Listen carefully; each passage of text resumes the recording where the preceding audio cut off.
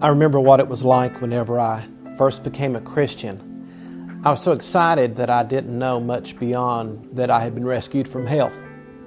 Without a whole lot of guidance, other than the youth group that I participated in on Sunday, I was sort of back and forth from my old world to my new world to my old world.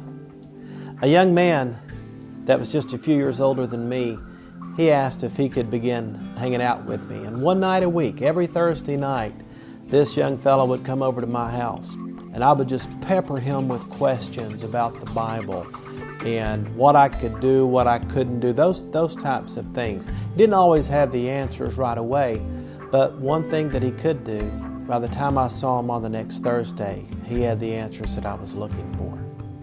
In addition to that, he challenged me. He gave me assignments to do, some things to consider, some ways to pray. And I can truly say that because of that young man in my life one-on-one, it made the difference in who I was versus who a lot of people are who don't get that type of discipleship. I believe one of the biggest issues that a church faces with new converts is that they're not properly discipled, and I doubt I would have many of you all disagree with me. I recently read an article that stated about 85% of those who have come to Christ never receive the proper discipleship. And I believe, and again, I think you would agree, that's the reason why so many of our church members are as weak as they are and not prepared to do battle. For as far back as I have been a Christian, our church and our denominational leaders have offered programs to win converts and disciple believers. While a lot of it works to a certain extent, it does fall short because it's primarily an approach that is a presentation more than just a conversation. I believe the way that we're going to make maximum impact is if we have relationships that are one-on-one, across the table from one another.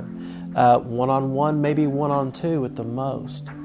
But people come to Christ and they begin growing in their faith walk over a longer period of time in multiple meetings as opposed to a quick 15-minute presentation and then seal the deal.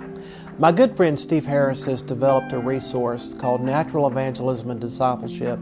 I would appreciate it greatly if you would talk with your church leaders. And if you are a church leader, talk to your lay leaders and invite a group to come and attend the workshop that we're going to have. I've personally used this for many years, and I have used it very effectively. And I'm asking you to come and at least learn a little bit more about this. Lives literally hang in the balance. And I know for myself I want to be a true difference maker. And I'm sure that you do as well. If you would just block off 5 hours of your time to attend this workshop, I don't think that you'll regret it. And I look forward to seeing you there.